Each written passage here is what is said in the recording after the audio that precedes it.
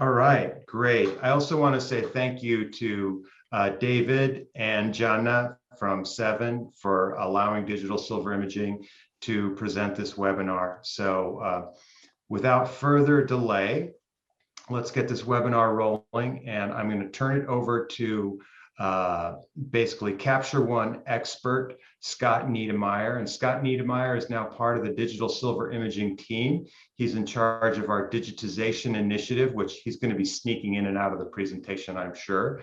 But Scott, previous to his employment here at Digital Silver Imaging, joining our team, was with phase one, and he was their Capture One expert. So the man knows his stuff. So without further ado, take it over, Scott. Awesome. Thank you so much. Super excited to be here with you guys today. Thank you so much for joining us globally. I have a short keynote presentation. It's mostly to keep me on track with the things that I want to talk about. And then we're going to go right into Capture One.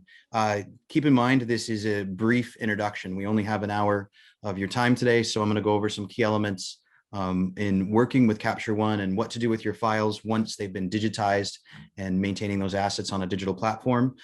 Ask questions in the Q&A. Andrea will interrupt me and let me know if there's a question about something that we're speaking about. And in the end, my email is there and my contact information. So if you need to get in contact with us at Digital Silver Imaging, you have that information. So I'm going to start by sharing my screen. Get the right one going here.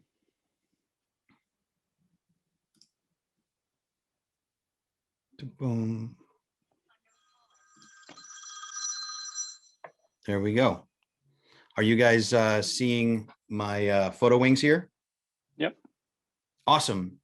So, of course, like Andreas said, brought to you by the Seven Foundation, Seven Agency, and Photo Wings. So I just want to put them up there on that slide. Thank you so much for letting us be here with you today. Thank you for helping us do this event. And if I can click on the right button, there we go. And of course, I'm with Digital Silver Imaging. For those of you that aren't familiar with Digital Silver Imaging, we're a premier print lab based out of Belmont, Massachusetts, offering a true silver gelatin print from a digital file, which is kind of an amazing process. Definitely go to our website. There's a video on there. Check it out. We would love to be an option for your printing needs.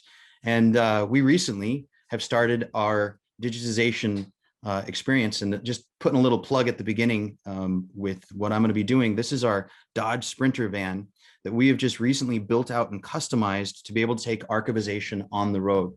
So like any lab, we had digitization in-house where you could send your film in and have the file converted to digital and then make your prints and do your work with it. With the way that the last year has gone, Eric and Andrea had this brilliant idea to put it inside of a van.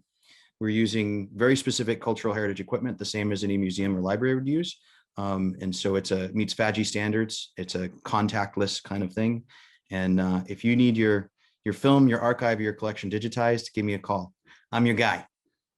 There's my plug. I had to talk about the van. I'm really excited about it. I'm going to be flying to Boston next week to pick it up, and we're going to be on the road with this thing. Now into Capture One.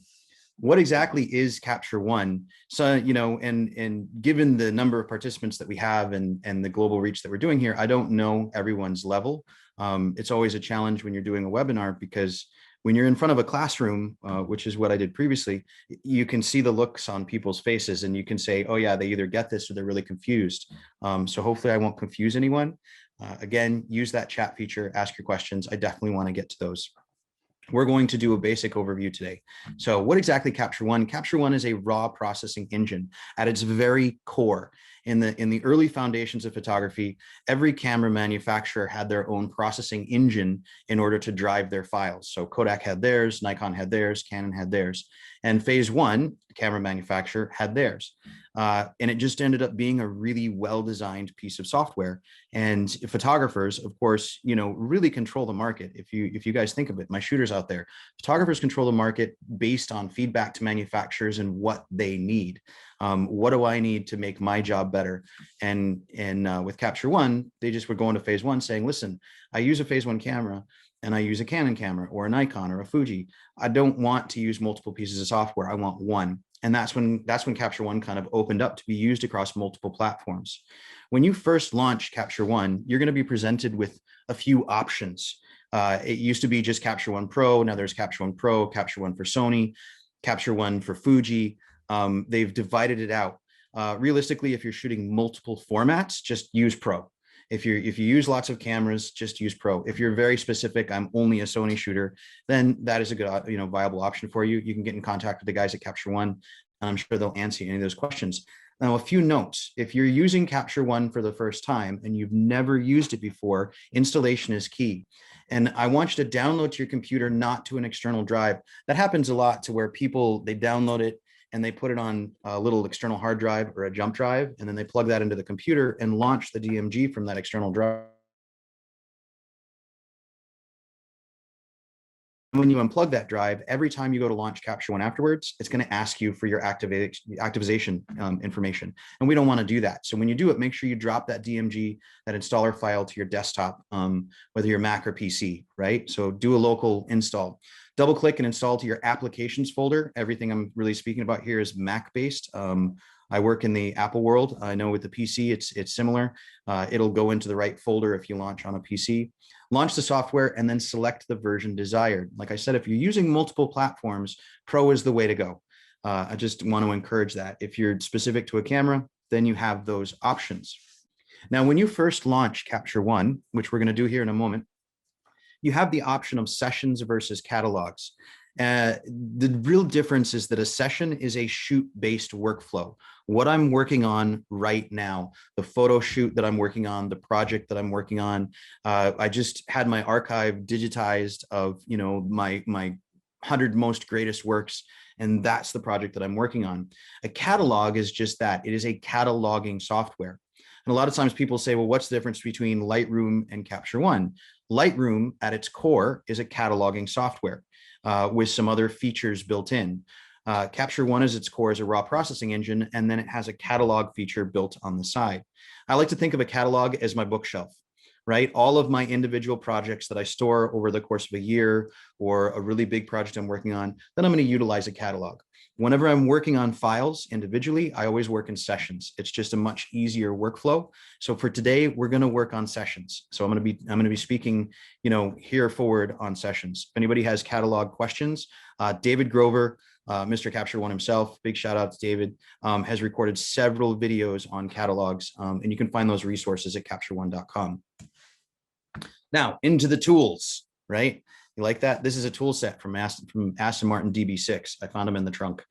I used to photograph a lot of cars. So you'll see some images up here of cars. Into the tools. We're going to start with image organization, creating a new session, importing the images, color tags, star ratings, sorting and finding. So let's get started with that on creating a new session. And then I'll jump back and forth between Capture One and the keynote here. Like I said, these are more of my notes to keep me organized. And when I'm looking away from you guys, I'm actually looking at my ISO over here because I have two screens going. So don't think I'm looking away from you and ignoring you. That's not the case. When I launch Capture One, if I can get to the right window here, when I launch Capture One, I know you can't see the screen because it's not sharing everything, but I start by holding the Option key when I launch the software. And the reason that I do that is Capture One opens up here, I drag it over, is that it brings up a sub dialog box. Are you guys seeing that? So I got a thumbs up, seeing the dialog box there? And what that does is that you have the option of opening a session that you've already created or creating a new session. And I like that habit of just holding that Option key when I launch the software for the first time here, because then I don't have to just open up something that I've already been working on. I can be very specific about what I'm choosing. I mean, up here at the very top, Baylor graduation. My daughter just graduated from Baylor University, so I have the Baylor graduation. I don't want to open up all of our pictures from Baylor, right? So we're going to go ahead and we're going to go new session, and it's going to give you the option of naming it. Now, by default, you can name it whatever you want. My awesome pictures, the greatest, works of, Elliot Erwitt, and so we just finished Elliot Erwitt's collection there in New York. And, so you can really name it whatever you want. I'm going to name this today. I do everything according to date. And again, this is just my workflow. Whatever workflow you guys have in place already or come up with, you need to be pretty consistent about it. So 2021, 06, today's the 3rd, right? And then I'm going to go 7. By default, it's going to write to your pictures folder. I'm not a fan of writing anything to my pictures folder. And the reason being Apple-based period. For my PC people, it's different. But with Apple's, anytime you have a meltdown with your computer when you're working in softwares, it tends to be with the user permissions. And so by writing it to your pictures, if I do have a meltdown and I need to access that data, it's a lot harder to get to. So I like to write to the shared folder. So if I click the three little dots there, and in Capture One, whenever you see those three little dots next to each other, it means there's a subfolder. I call it the Danish Allen wrench. It's like the IKEA of software. So I'm going to go in here and I like to write to my shared folder. So I'm going to put it in here to my shared folder, choose. And the reason that I write to the shared folder is it's the in-between space. So if I have a problem with my software, on a Mac in particular, the easiest thing to do is log out of one account and log into another. For my Mac people, you should have a second account on that computer anyway, as a just in caser. I always keep 2 user accounts on my computer. That way, if I do have a problem, I log out of one account, I log into the other, and then I can do whatever I want. Now, by default, it says capture selects outputs and trash. That's just kind of the way it is. I like to tell people to customize that however you want in the very beginning. And the reason being is that as you do more and more work in Capture One, you're going to end up with multiple sessions. You're going to end up with a lot of data. And if you have just generic capture selects outputs and trash, it's really hard to do a search on that. If I've given it a custom name, a custom date, and I need to go find something that I did a year ago, I can go in and plug in, start with my search engine and plug in 2020, and it's going to start to pull up all those 2020 files, and then I can be more specific. It just makes it easier to search later on. It also helps you be organized in your data management. When you store those files on a hard drive or a RAID or other place, having that organization is really going to help. So especially with Capture One, I really want to encourage you to just be organized from the very beginning. So now I'm going to go, okay, we're creating a new session. I've given it a custom name. Now you see it comes up with that blank screen. There is an import function. So if I'm importing from a hard drive or from a card, I can do that. I already have files on the computer. And so what I like to do is put them in my session favorites. And if you see here in the library tool on the left there, it says session favorites. And session favorites is just telling this session that you want to look at that file. Now we can access that data by clicking down, clicking down, clicking down, clicking down, or I can very simply go to a Finder window. Let me get a new Finder window. I'm going to go to my desktop where I've stuck some files for our 7 agency webinar. And I'm really quickly just going to drag those over to the session favorites. So if you've already had work digitized, you already have stuff living on a hard drive, you can just really quickly, and this is the beauty of a session, is that I can just really quickly put whatever file I want into this session, and then I have access to it just really quickly and easily. Now, it doesn't, the thing about sessions, if I keep my train of thought here, is that when I bring pictures into that session, they're just a folder living within that session. It's not attached to that session, so to speak. A catalog, on the other hand, it has to be imported or exported. With a session, I can access any file anywhere on any hard drive I plug in and view it within this Capture One session. If I want it permanently within that Capture One session, that's a part of that organizational structure that we do from the beginning. But for the sake of what we're doing here, I just took the file that I created yesterday and put it on my desktop, so we have some images to work on, right? So then the next thing, keep myself going here, importing color tags. So now when you're editing your images, you can see that you have the option of color tags and ratings, color tags and star ratings. Certain keyboards have shortcuts built in. I'm using the Logitech Capture One keyboard. You can kind of see the colors there. And it's really easy for me to go in here and short key that, or I can click my mouse and change that color tag to whatever I want. I like color tags in my editing process. Everybody has kind of their own style. I use color tags to identify the type of photo that it is, if it's good to go, if it's not good to go. And then I use the rating 1, 2, 3, 4, 5, right, to rate that image. So when you're editing your files, you have those options of both color tags and star ratings in order to keep them organized so that you can, filter them later. Once we've given the files color tags and ratings and everything else, it's really easy to then filter that down. So I'm going to go ahead and close up this system folders here. And down at the bottom, I'm going to open it up. And now we see filters. And this kind of gets hidden in the lower left there. I get asked this question a lot. How do I filter my images?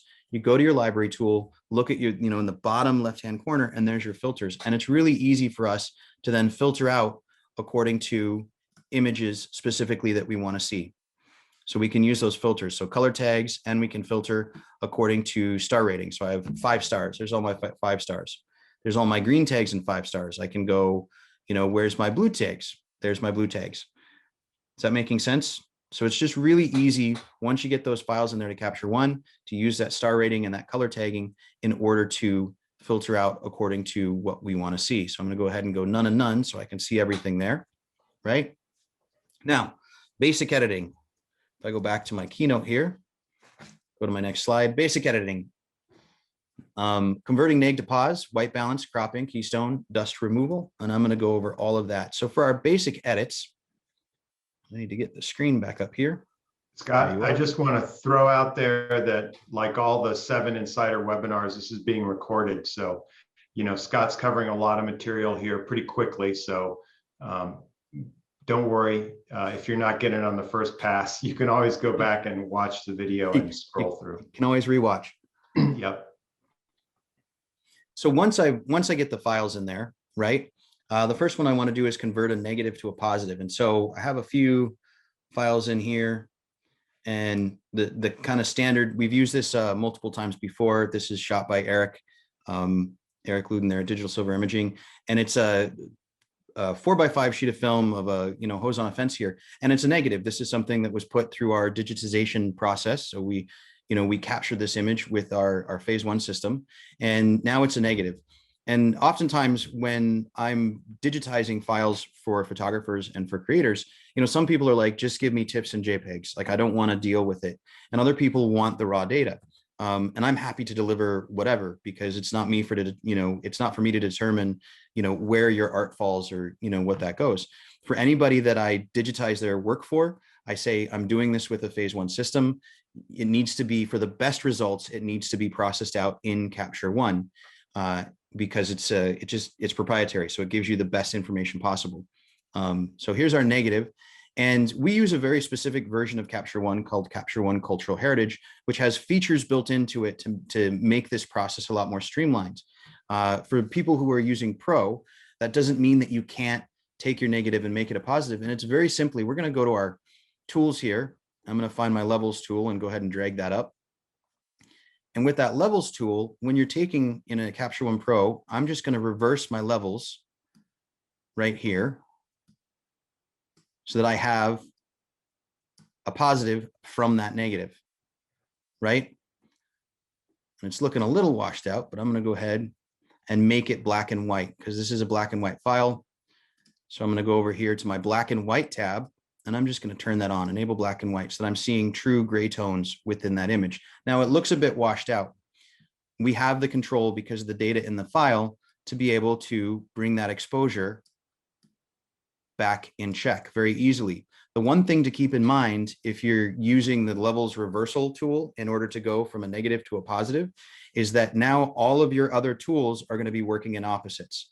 So when it says that you're increasing exposure, you're actually darkening the image down. It's kind of like working in the dark room. We have to think, once we get those files in here from a piece of film, it is like working in the dark room, and we have those choices within it.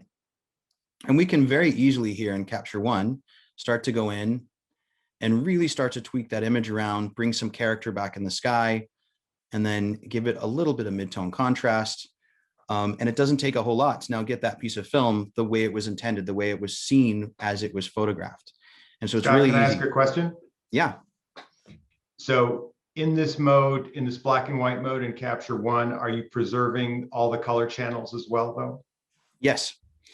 That's a great question. When we shoot color files, whether it's color film or a digital file, a digital file specifically, unless it's an achromatic back, it's going through a Bayer pattern. It's going through a red, green, green, blue. And there's a couple of ways. A lot of times in Capture One, everything that you see on the screen is WYSIWYG. What you see is what you get, meaning whatever output profile that you have selected here is going to reflect on all of your images. So by default right here, I'm at Adobe RGB 9098. That's just the most common color space used globally. My personal preference when I'm using color space is I use ProPhoto RGB, because it's a larger color space. Or if I know I'm working only in black and white, I'll go ahead and put this at Gamma Gray 2.2. And if I do that, if I were to switch this to gamma gray 2.2, if you see all my thumbnails on the right there, they're all going to go gray. All my thumbnails are going to go grayscale because I've just said the profile that I'm working in is that grayscale profile. But by default, whenever I'm working generically, I just leave it in that Adobe 1998 because it is the most common space. You see that color information come back. Now within Capture One, specifically, there is the black and white tool right here. And that tool, Enable Black and White, still preserves those color channels because, you know, this was digitized with a color sensor. The phase 1 IQ 4150 digital back that we use to digitize this piece of film is a color back. It has that bear pattern. And so we have data in there to where we can maintain those color channels. So it's just, for visually, I like to click that black and white on because I know I'm specifically working in black and white, but yeah, I still have my color files there on the right. Does that make sense? And you guys can see with the tools, I can drag these tools out and arrange them wherever I want. That's one of the beauties about Capture One, is that the workspace that you're presented with in the very beginning is a really kind of basic workspace. You can completely customize that however you're comfortable. I oftentimes will go in and customize my workspace based upon the project that I'm working on. And when I do that, this is a little more advanced, but for my advanced people, that's all in those workspaces up there. If you go to the top window and drop down workspace, you can really easily get to one that you've saved, or choose any number of workspaces from all the previous versions of Capture One.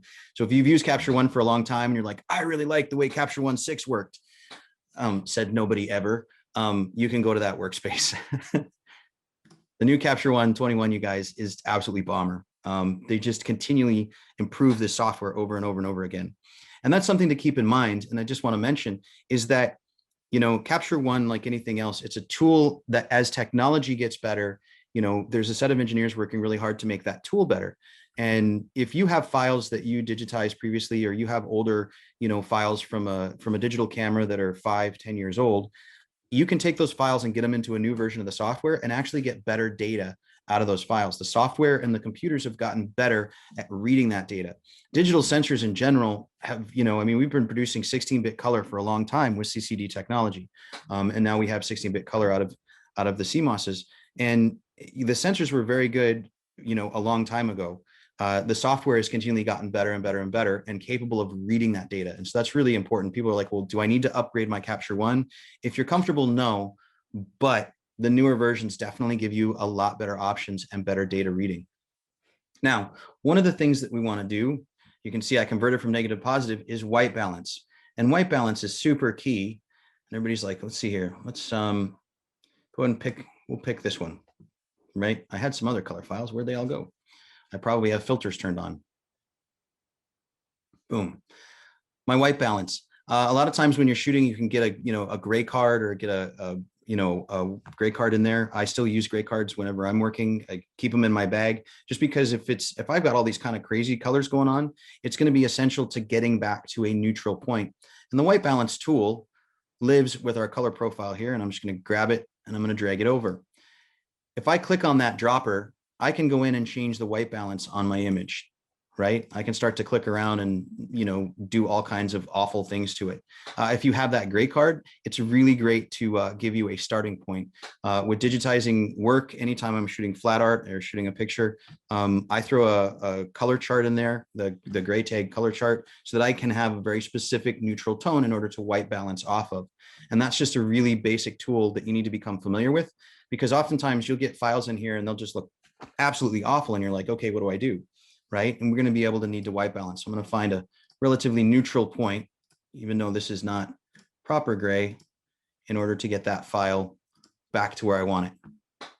It's a little warm here. So that's my white balance tool right there. Now, the next thing I want to show you is keystoning. I'm going to go out of order on my list here, but keystoning, just because I have this image up. That's always a question. And whether the film has been digitized or whether you shot it digitally, keystone correction is super easy in Capture One. And I'm going to go up to my top bar here, and I'm going to click on that keystone tab. And for this one in particular, you can see that you have vertical, horizontal, or you can do all four corners. So for this building in particular, this is a royal house in Denmark. Anything that's painted yellow in Denmark is owned by the royal family, I believe. So I was told. Hopefully that information is correct. And so I'm going to go ahead and I'm going to correct on all 4 corners at the same time. Now you can do a basic bring in, and I'm just going to bring them in generally roughly to where I think they need to be 1, 2, 3, 4. But as with anything, we want to be super precise when we're making these edits. So I need to zoom to 100%. And the easiest way to zoom to 100% is to use my hand tool. So if I hold down the space bar on my keyboard, you can see my little hand tool pop up there, right? Everybody seen my hand? Hi, my little cursor hand. If I have that hand tool, I can double click anywhere on the image and it's going to zoom me to 100%. So it makes it really easy for me to zoom in and be very accurate with my placement. And double click zoom out, spacebar, double click zoom in, get that put on that corner, double click zoom out, go to my next corner, double click zoom in. Man, I did a good job. That one was close. I'm getting better at this. And then I'm going to zoom out, zoom in. So now I've got a really good, accurate draw on all 4 corners. And then I just simply click apply. And I've just corrected for keystone across the board. Now, again, you have vertical options to correct keystone if you're looking up at a building and you have it going on like this. And I also have horizontal if my canter is off, if my tilt is off, or I can do all 4 at the same time. Now, the biggest difference between Capture One and say Photoshop is in Photoshop, we're really used to just hitting enter. Enter is my commit mode, right? Like if I'm going to commit to an action, I hit enter. If you hit enter in Capture One, you're going to create a compare variant. So instead of hitting enter, you just need to click onto a different tool. So I'm going to go back to that hand tool, but instead of holding my space bar and making it a temporary hand tool, I'm just going to hit H on my keyboard, which is a shortcut key for hand. Now I've just gone from my crop tool, my keystone tool into the hand tool very, very easily. And if I want to go back and do any other corrections, I can simply go back to that keystone tool and make more minor tweaks. The thing to keep in mind with Capture One is that you're working on the front end of a raw file. You're working on the front end of file before it becomes something. This is why we work in this non-destructive workflow, is that with raw data, we have a tremendous amount of latitude over what we can do with that file, right? We have tons of information in there and tons of ability to pull it or push it, to change our colors, to change our textures, to, do all of these edits. When I'm working in Photoshop, I've already put that file in bookends. I've given it a very specific space to live within. Now, we have a tremendous amount that we can do in Photoshop. It's a crazy powerful software, right? But the beauty of we can do as much as we possibly can on the raw file on the front end before it becomes something that just gives us better results once we go into Photoshop. So we're trying to do as much as we can in Capture One, and then Photoshop is my post-secondary editing. So I'm going to go ahead and go back, click off that hand tool. Now with my crop tool, here's an image that was shot in the Southwest. And I'm going to go back to my crop tool. You can see that I've already put a crop on that, right? Just as I was playing around. I'm going to click on my crop tool and just kind of click that off. Right? In fact, let's just reset this image all the way back to 0. So this is the file as it was photographed in the very beginning. And it was, mid-afternoon, those shadows are kind of hard. I got a little bit of the moon up there. You can kind of see it up there. It's not a bad picture, but it's not an amazing picture, right? It's not something that like I would want to print and hang on my wall. And I thoroughly believe that an image isn't done until it's printed. Once it's printed, once you get a file, you make a print, you take a piece of film, you make a print, you're committing to living with that picture. You're proud of that image that's created. You're proud of that piece of history that you have. And so I think this is a cool picture, but it's not all the way there. So I'm going to start by cropping it. I'm going to get rid of kind of this fluff that's going around. On my crop tool, you see it has a drop down arrow up there, right? And that way I can go in and choose a very specific crop. Now, this was a digital file shot on a phase 1 camera, but let's pretend that I shot it on a Hasselblad and I want to do a square. I want to do a 1:1. I'm a big fan of that square format, and it very quickly takes me into that square format. And now I can go ahead and move that around and make adjustments to it. So I'm working in this square format and I'm trying to make it fit within that space. It's not really doing what I want to do, right? This is not an image that works with square. Okay, change games. I'm going to go back up to that crop tool. And instead of square, I'm going to go ahead and go unconstrained. I'm going to go, you know what? Let's just freelance it here. Let's just throw caution to the wind and crop it the way that we want. And we'll figure out the printing afterwards. Or we'll let the experts at DSI figure out how to make it work within a space. So I'm going to go ahead and start to put a little bit of a crop on that. I'm going to bring that in tighter. I've got a little fluff there on the left. Maybe I'll just get rid of that altogether. We're gonna do an awkward crop here, right? maybe something like that. Now, again, I'm still seeing the entirety of my image and my crop, and I can change that tonality in my preferences. If you go into Capture One and you go to your preferences up here, you can change like how dark it is. I can have it go completely dark. I can have it, barely be seen at all. For me personally, I kind of like that off just a little bit so I can see where I'm cropping, got my image, and that's going on. And again, to commit to this, I don't hit enter. All I do is click on a different tool. So I'm going to go back to that hand tool. I'm going to go bam, and that's what I'm seeing. And again, if I need to see that crop, I click C and I can go back in and adjust that crop. So we're gonna click on the hand tool and I'm like, okay, that's looking pretty good. Now I'm a big fan of black and white. It's no secret. I was really excited to tell everybody I managed to score a new back from my Hasselblad. I know this is gold, right? I'm making everybody in the world jealous right now because you can't find these things. They're selling as fast as you can get them. Thanks to my guy at Robert's Camera who found one for me, John Scott. I like black and white. I like film. I like the character of film, even though I shoot digital. So I want to take this image and convert it to black and white. And that black and white tool that we used a minute ago, I'm going to go back to that tool and utilize it again. So I go into my color tool. I've been moving it around. I'm going to go ahead and bring it out here so you can see it. And I'm going to commit to making a black and white by just enabling black and white. And again, the question was asked, do we still have the color control over those channels? We do have the color control over those channels. The same as if I was putting filters in front of my lens when I was shooting. For my old school black and white people, you know what I'm talking about, right? So I can go into these individual color channels on that bear pattern and start to make some tweaks and adjustments. I like that darker sky, right? My blues, and bring that in.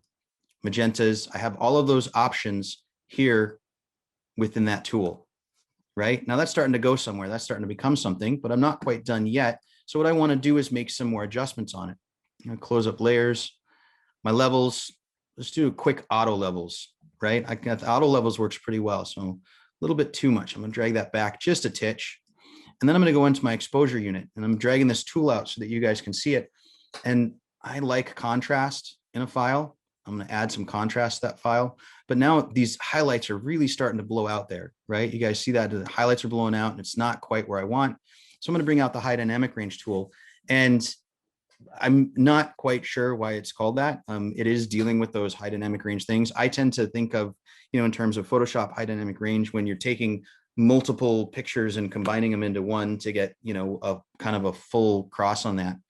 But it's called the high dynamic range tool. I'm going to specifically grab those whites and drag them down. Bring that exposure down and bring those highlights up. I'm going to lift the shadows up a little bit. And now I'm starting to take this image into something that I really like, right? And it doesn't take a whole lot of work. We have all of the tools there.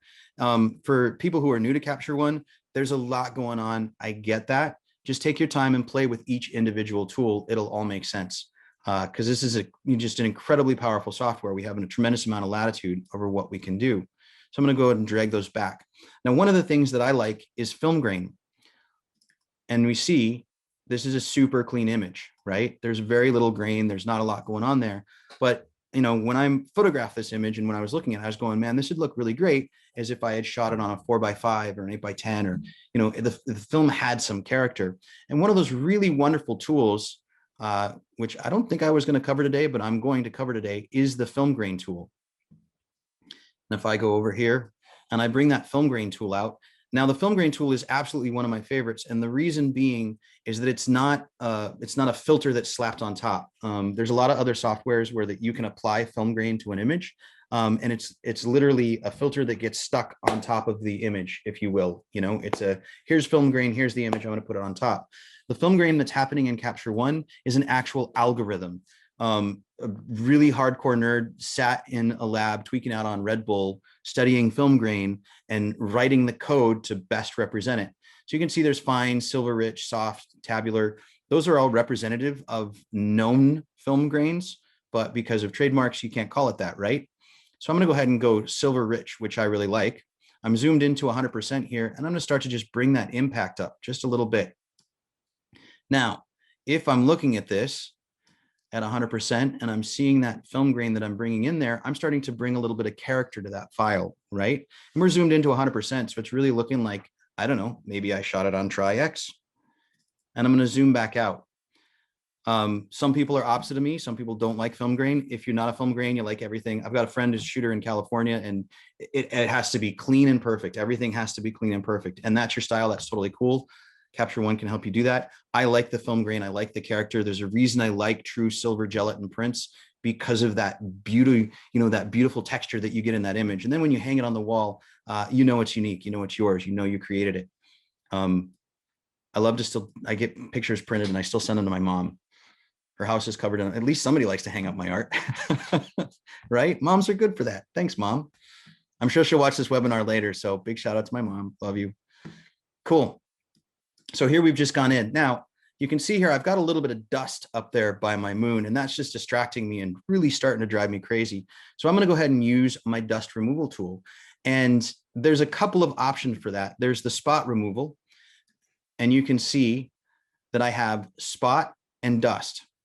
And a spot is something that's in a file, like if a fly lands in your frame. I've got a file that I use for educational purposes here, that a model sitting on a haystack and she has a little fly on her leg. I would use the spot tool to remove that because it's a temporary object. Whereas dust, it tends to get on your sensor and it tends to live there. So for this one, we're going to use the dust tool, and I'm going to go ahead and click on that, and bam, I've made that dust go away. That's one way of dealing with that issue right there. Now, if I have a ton of dust in this file and it's just all over the place, I'm going to be sitting here clicking, and it's really kind of frustrating.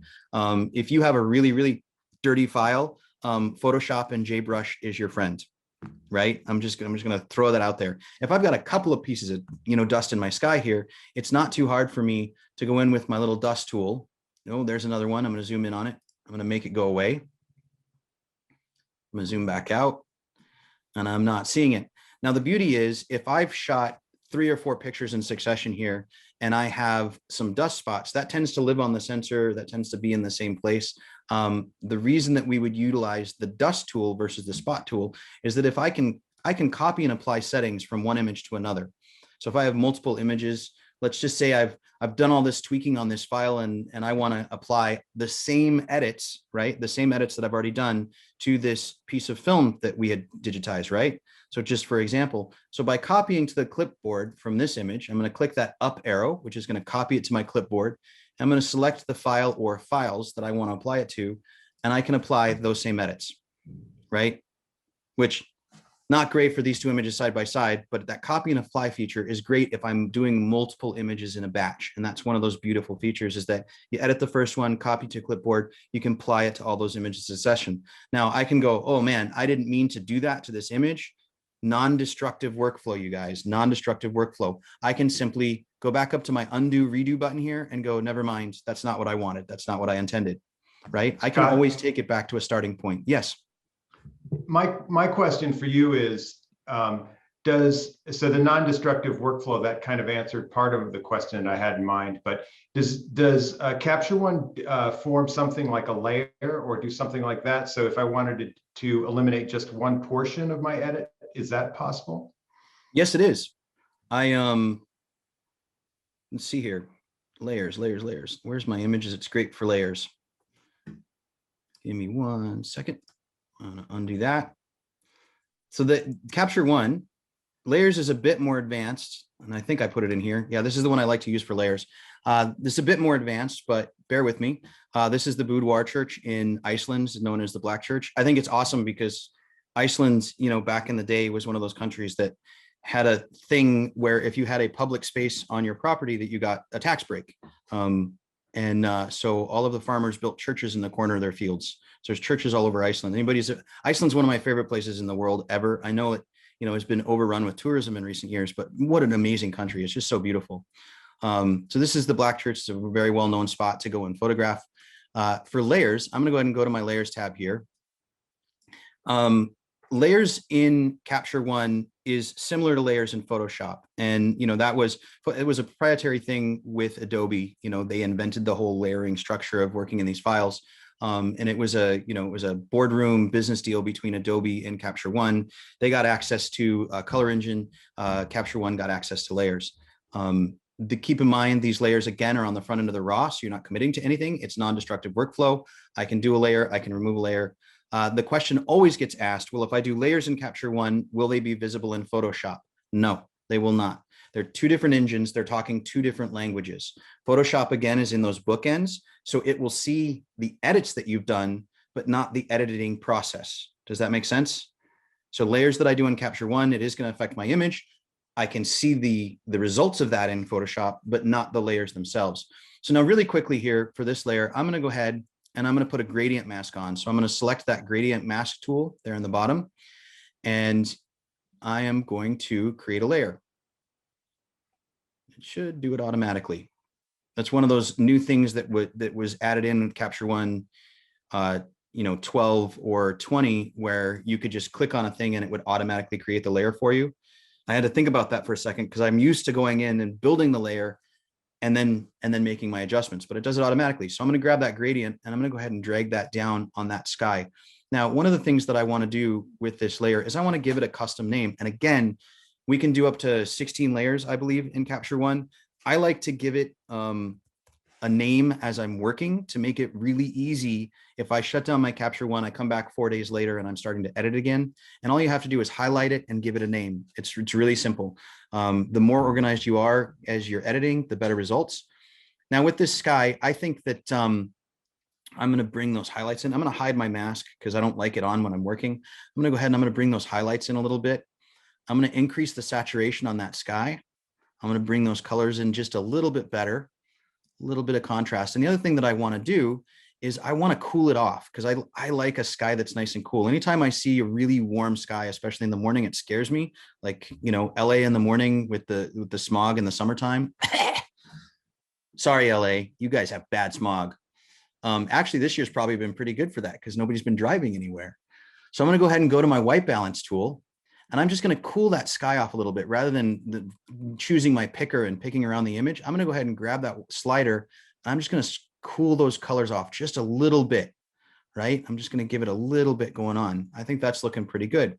Now I want to do another layer. I've got all this beautiful grass down here in the bottom. I've got all this stuff going on and I want to do something with that grass. So I'm going to go ahead. I'm going to create a new layer. I'm going to do it this way. I'm going to give it a name, grass, really quickly.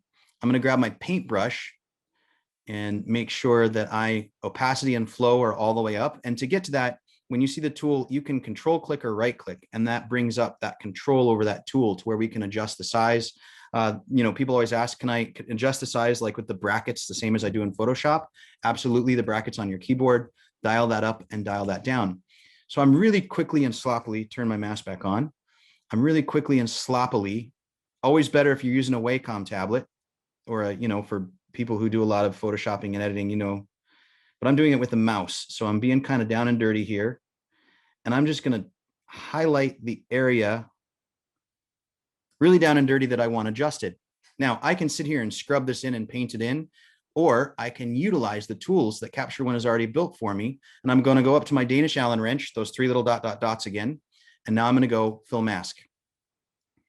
And anything that I've highlighted there, it's going to fill in automatically for me. So if I'm working on a big space, I'm working on a sky, I'm working on something, I simply highlight it. I go to those three little dots and I fill my mask in. So now that I have my mask there, I'm going to hide it. And I'm just hiding it by hitting the M on the keyboard.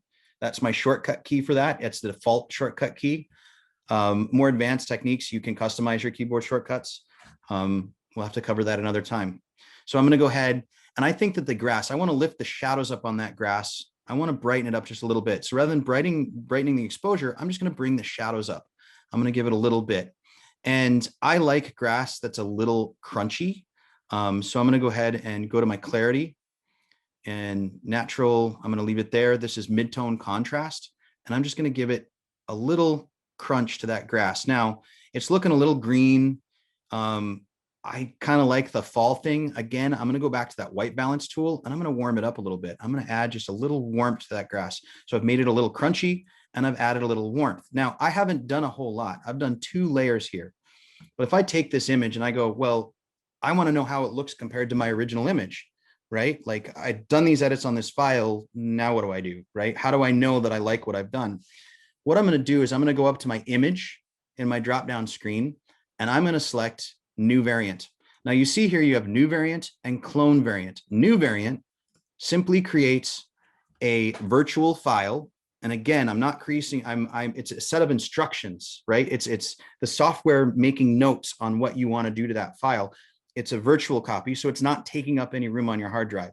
It doesn't become room on your hard drive until you process that file. So I just go image, new variant. So it sees it has the number 2, and I can bring those files up side by side there and see where I started on the right versus where I am on the left.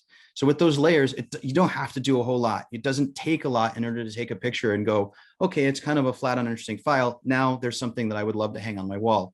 If I was to do more editing this, I would probably highlight the church there, and I'd bring a little characteristic out of the church as well, right? And that would be a third layer. With those layers, I can, if I'm going to go back to my file that I've been working on here, with those layers, if I've overdone something, let's say with my grass here, like I've really messed that grass up, right?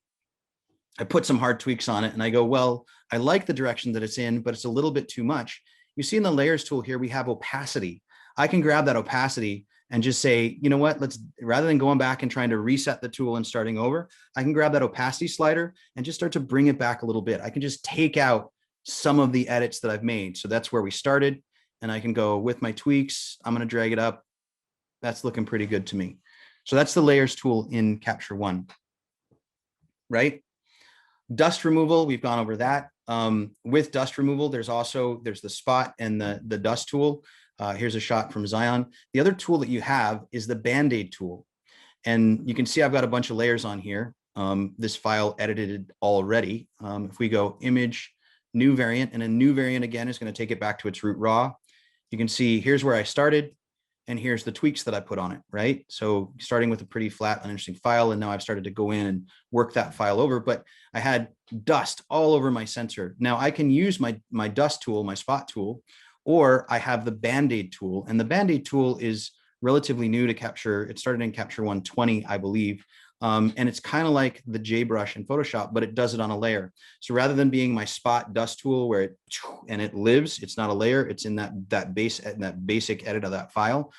With this one, it creates a layer. And I'm going to go ahead and shrink that sucker down, make it a lot smaller. And this is really great if I have trash in the street. If I have a power line going through my frame, this is a tool that I can use to do that. I'm just using it on dust here. And what it's doing is it's looking at the file next to it, right? So it's created a layer and it's gone in and it's looking at the file next to it. So it's really easy for me to then do that. If I had a longer line, which I don't have, let's say this log, it's not going to be a great example, but it's an example. Let's say I wanted to get rid of the, part of that log right there. I don't want that in my picture. So I can go ahead and bring this up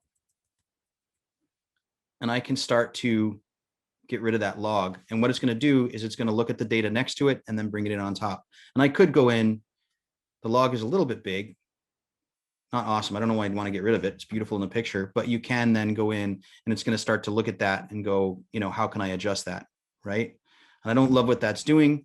It's just did a layer. It's really easy for me to go up to that layer, highlight it, and then delete it. I can just make it go away. So that's the beauty of that. Hey, Scott, I just Yes. want to throw out that we're at the 50-minute mark. So I don't know where you're at in your I am going presentation. I'm going to cover processing a file. There's tons of tools in Capture One. Like I said, an hour is just not enough time. Generally, when I would teach these classes, a lot of times they'd be an all-day affair because there's just so much to cover. But really importantly, I've given you guys some just super basics on editing, your white balance, your cropping, your keystones, stuff that's key to photographers and image creators, key to you. Processing the image, like getting that file out of Capture One and into, that one's full of dirt too. Ooh, boogers all over that. Zoom back out to 100%. So here's a file, Morro Bay, California, big fog storm, tugboat that got scuttled on the rocks. I think the captain was drinking too much. So here's a picture and I'm like, okay, I've edited it. Let's pretend that I'm done, even though there's all that dust in the sky. Let's not look at that. Clearly my sensor was dirty. I wasn't taking care of it. And now I want to process this file. Now with Capture One, because it's raw data, whether it's film that's been digitized, that we've digitized for you, or it's images that you shot with your digital camera, your Phase One, your Sony, your Fuji, your Nikon, your Canon, all of those, wonderful tools that we have. The only ones that won't work in Capture One is Hasselblad because it's an enemy thing, right? Sorry, I know makes me sad. So what I'm going to do is I'm going to process this file. Now, some people go up and they go file export or image export, and exporting your file, you can take a raw file with edits and export it or whatever, but that's not what we want to do. Capture One has a tool built into it and our process recipes. And if we look here, our process recipes are the soup recipe. It's like being in the dark room. You know, am I using Rodinol or am I using D76? You know, what is my developer? What temperature is my developer at? You know, how do I want to take this file and process it out? Do I want to make it a JPEG? Do I want to make it a TIFF? Do I want it to be a PSD? Is my workflow storage a DNG, right? Like whatever that is, this is where we build that out. Now, these two are already highlighted. I'm going to go ahead and uncheck those. I'm going to turn those process recipes off, and I'm going to create a new one by clicking the plus here. And I'm just going to call it 7 because that's what we're working on today. So this is specific to what we're working on here. So now with the 7 agency, right, with my 7 process recipe, the next one down is my process recipe box here. This is the one that matters to your life. Everything else in there, short of choosing the recipe that you want done, everything else is fluff. This is the important one. This is what we look at when we create this process recipe. Now, I know I'm going to print with this file. So I'm going to go TIFF. I'm going to go full 16-bit. Let's get as much information out of it as we can. Uncompressed Adobe 98. That's pretty general. I'm going to leave it that. And I'm going to have it open straight into Photoshop when I'm done. I can go ahead and turn that on. So if I know that I'm doing another level of editing, I can have it open straight into Photoshop. Now, underneath File right here, it says Root Folder, Output Location. Clue 1, what did we do when we customized this in the very beginning? We gave our output folder a name. I don't see that name there. How do I know it's writing to where I want it to write to? So what I'm going to do is I'm going to go down here and I'm going to select the folder. See, it's going to my pictures folder. That's not where I want it. If your files ever get lost when you're processing, start there. Look at that, because that's telling you where it's writing the data to. And I know I created this. I added it to my shared folder. There we go. 7 output and then open. Now it says up there in my root folder, it's writing to the specific place that I want it to write to. I'm telling those files where I want them to live. Now, subname, subfolder. I'm going to go ahead and create a subfolder and I'm going to call it TIFFs. For print. I know that these are tips for print. If you see the 3 little dots here, this is naming tokens. I'm not going to go into it because we don't have time. They're your friend. Explore that. This is one of the greatest ways to be organized when you're processing your files is utilizing those tokens. Keep in mind, if I put a / after that file, that means a folder, a subfolder within a subfolder, right? I'm creating folder structure. I'm not going to worry about that. I'm just highlighting it because I want you guys to go check that out. So I'm going to go ahead, tips for print, create a thumbnail on save. Under adjustments, I want to respect the crop. I put a crop on that file. I want to make sure that that crop is there because that's the image, the way that I want it to be. If I'm delivering files to a client and they want the full of everything and they say, I don't want any crops on it or anything like that, then I go ignore crop.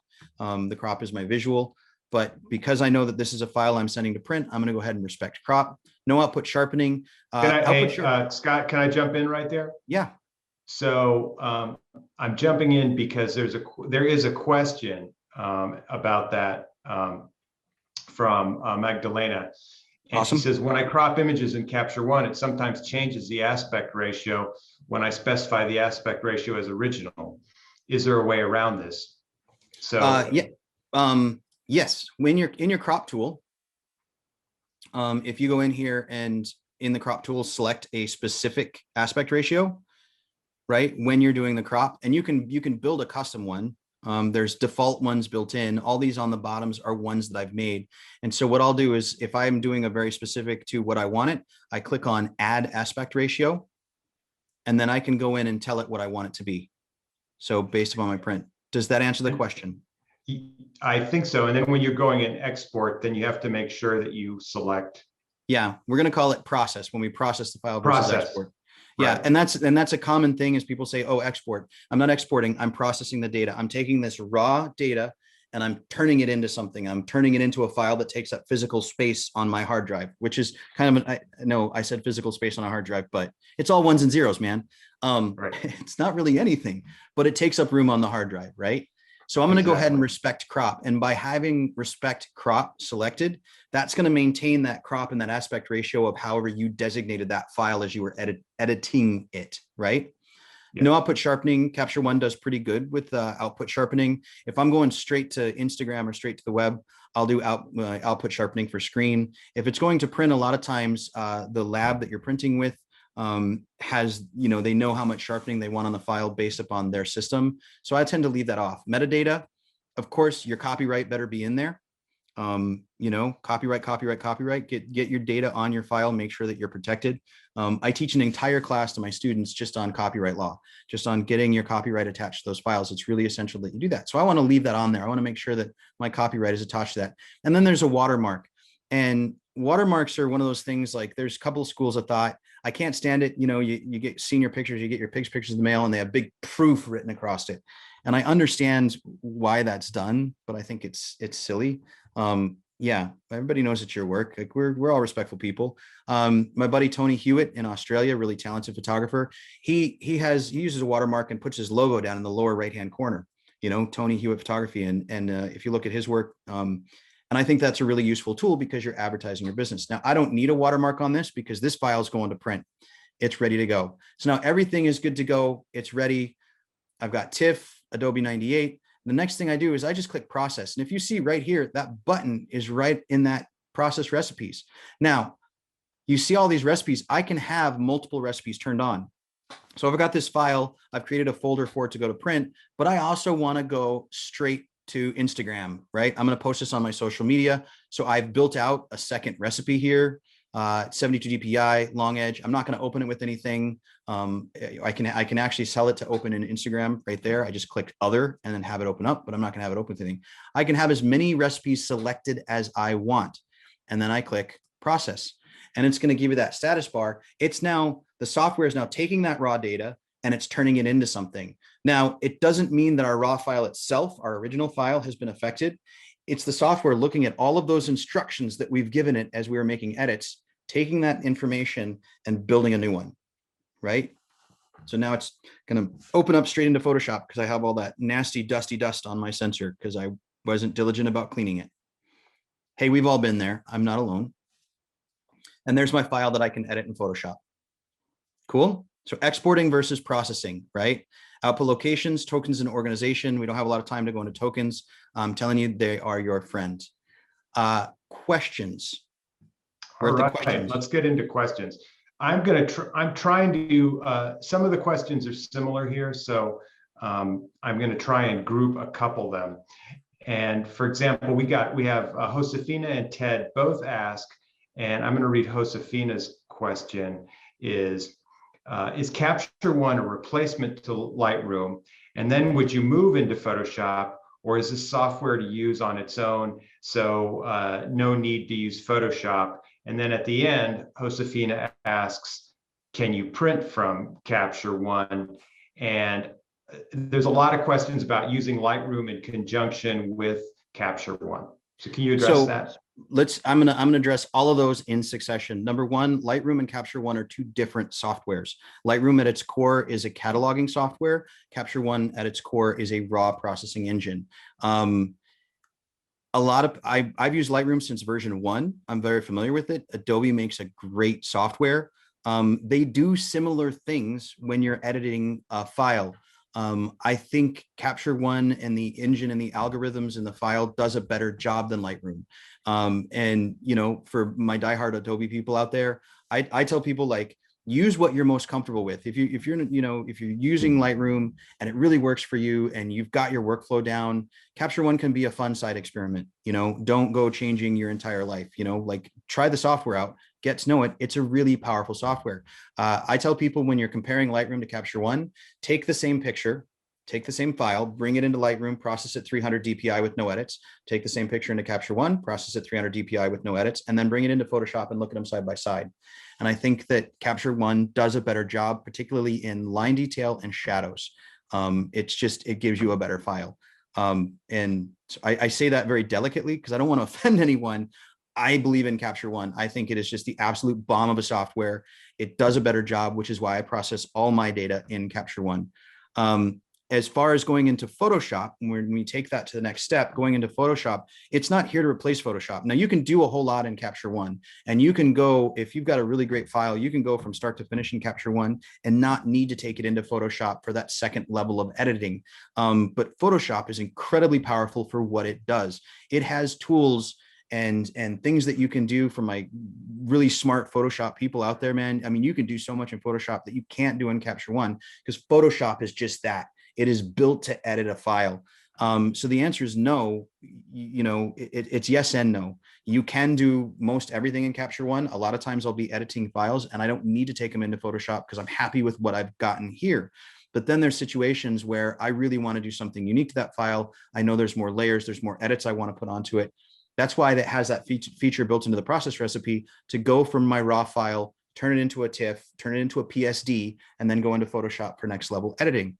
As far as printing goes, yes, there is a print dialog in Capture One. To add that in, you can go to the blank space in the top, customize toolbar. It's going to bring up, I can customize that toolbar. Again, this workspace is completely customizable, and there is a print dialog there somewhere. There it is, the printer. And I can just drag that up in the space, and then I click done, and then I can print.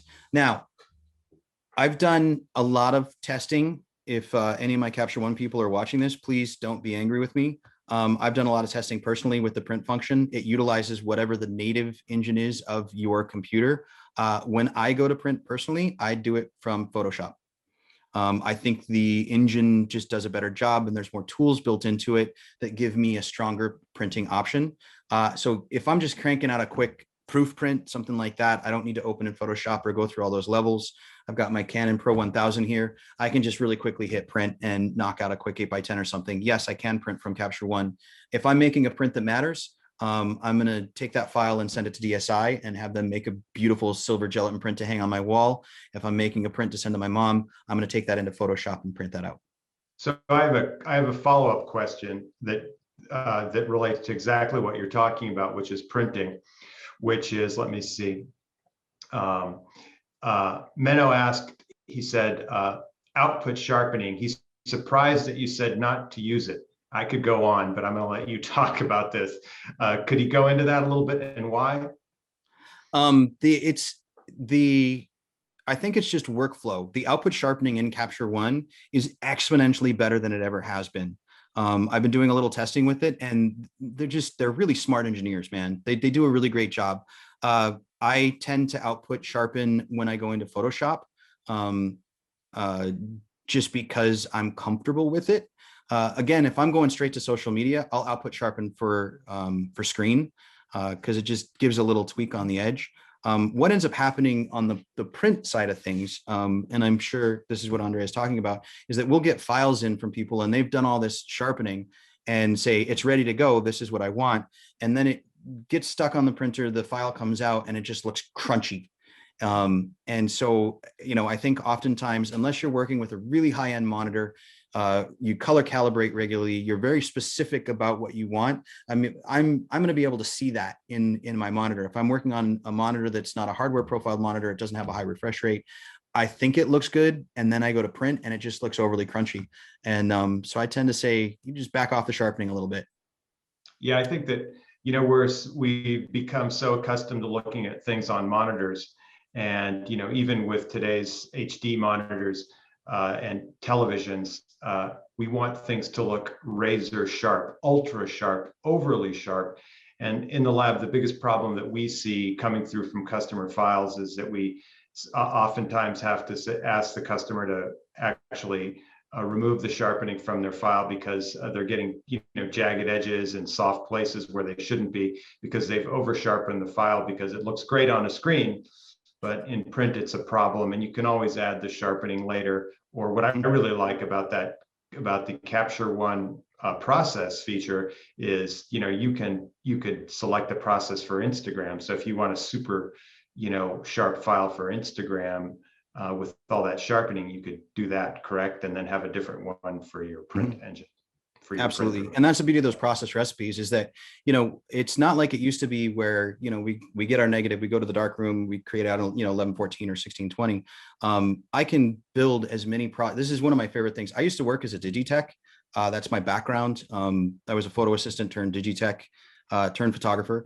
So I've been through the food chain. I get it. I know what you guys are experiencing. And when I was a digitech working with early versions of Capture One, I could only do one process recipe at a time. And so I would, be working catalog for Land's End and sitting in a hotel in Savannah, Georgia, and I'd hit process and I'd sit there and wait for it to be done. And then I'd build the second recipe and I'd hit process and I'd wait for it to be done. When they added in multiple process recipes and the ability to do multiple at the same time, oh my God, for me, it was life-changing because now I could build all my recipes, highlight them, designate where I want the files to live. I can have it write to multiple hard drives. I can have it live in different places. I can have one for social media and one for print. And all of these abilities, I just build out those recipes in that process tab, highlight the ones that I want, that the orange checkbox, right? And make sure that orange checkbox is on and hit process, right. And it does its thing. It's great. Yeah. Yeah, of course you could make a workaround in Photoshop that does the same thing, but it's just not that elegant and simple. So I have another question here. I have several questions. So Jared asked, is there a history tab similar to Lightroom to track adjustments, undo, redo, etc.?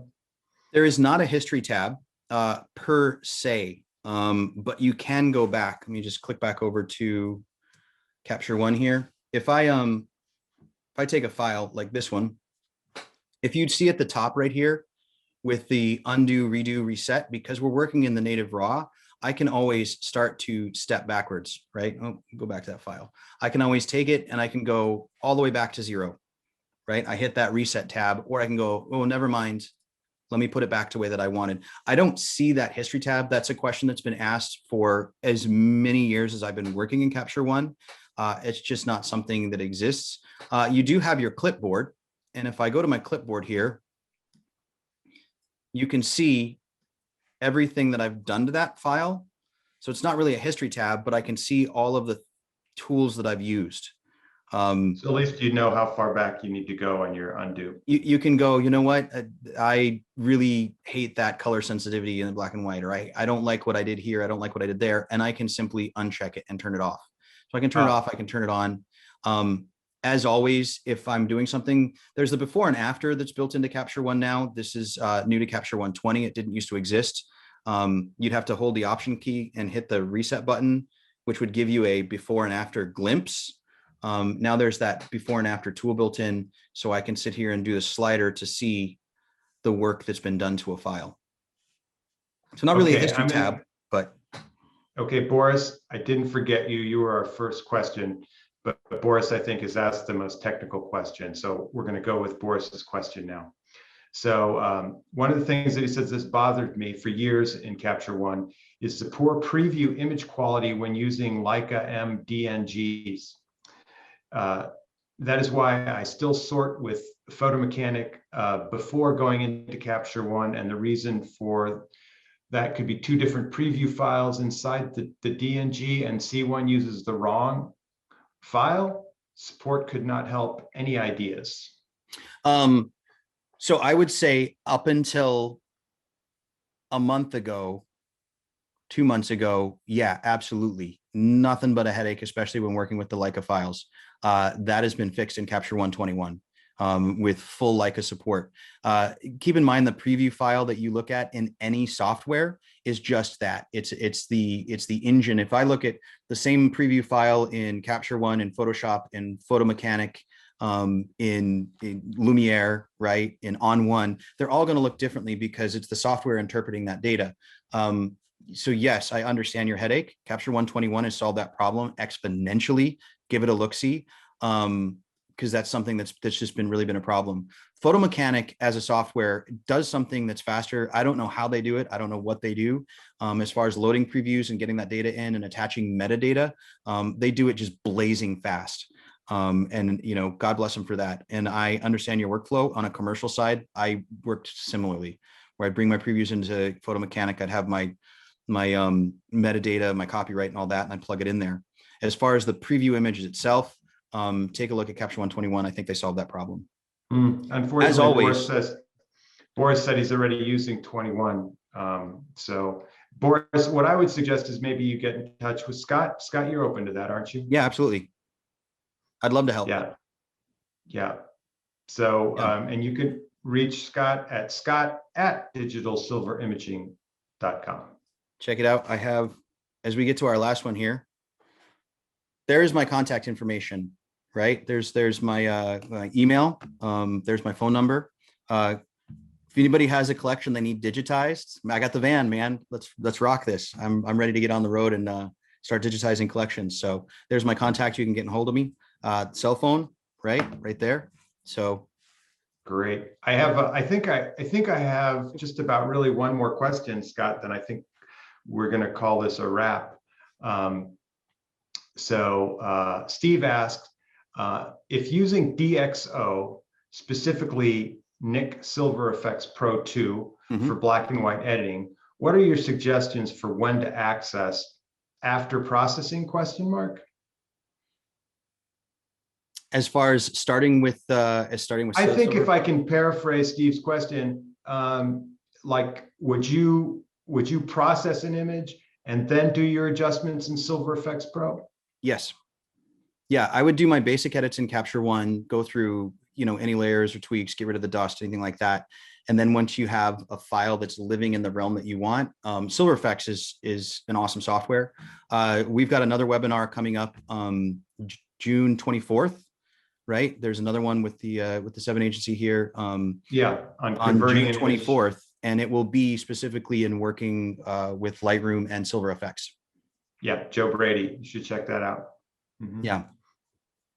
Which is, I'm going to watch it. But yeah, I would, to answer the question, just to make sure that I did answer it.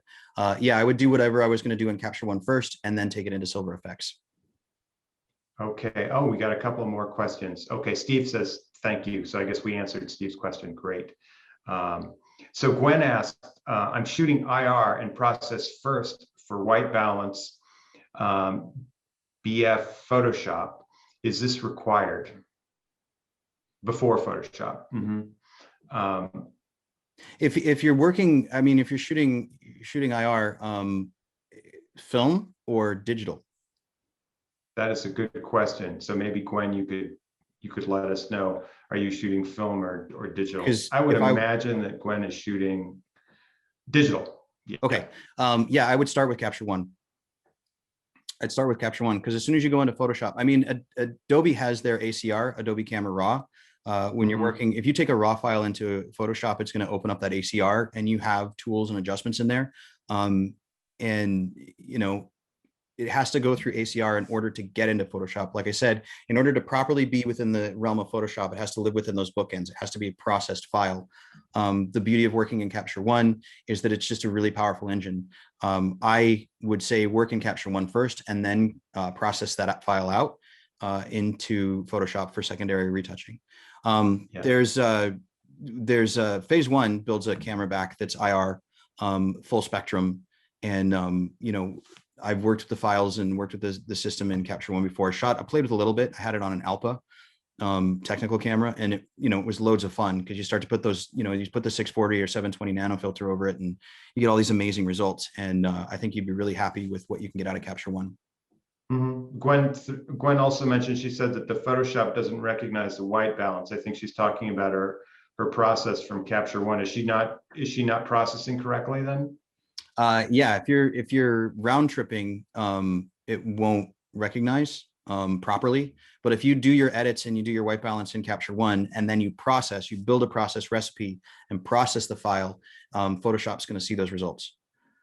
Because you're taking all of that data, right? You have your raw file, which is living over here on a pedestal, and then all the edits are those set of notes, right? All of that information that we do is we edit that file, and then Capture One takes that set of notes and then builds the model, right? It builds the new file that you then take into Photoshop.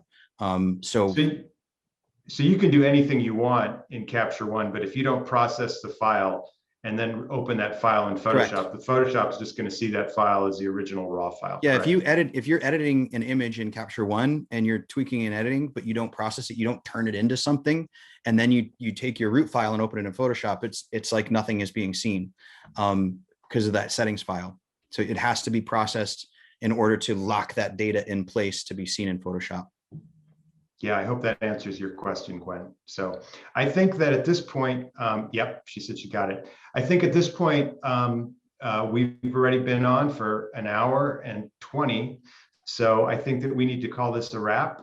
And so I'm just going to say, before I turn it over to Scott, again, thank you to 7 Insider and Photo Wings for putting on these great presentations. There's so many awesome presentations also, in the video portion of 7 Insider, and I suggest you go see that. And also, if you go to the Digital Silver Imaging YouTube site, we have lots of YouTube webinars and things recorded there too. So I just want to say my thanks. So I'm going to turn it over to you, Scott, to sign off.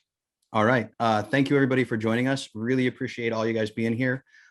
There's my contact information. If you have questions, ping me. I'll do my best I can to answer them. If it's way beyond me, then we'll work on getting you in contact with Capture One support. But I am a plethora of knowledge, so hopefully I can help. And definitely check out. You are indeed. Done it. I've done it once or twice. Definitely check out DSI. Check out our website, please. And like I said, watch the Instagram. I'm picking up the van next week, and we're going to start a road tour here of digitizing your archive. We just wrapped up Elliot Erwitz, which is amazing. I'm working with another really talented photographer, Jeff Katz out of LA. Just working with some awesome people, and I would love to digitize your archive. So if you got work for me to do, I would be happy to come see you. Definitely. And Henry, just to answer your question, is this video will pop up on the 7 Insider site probably within a day or two, Jana, if that's correct. So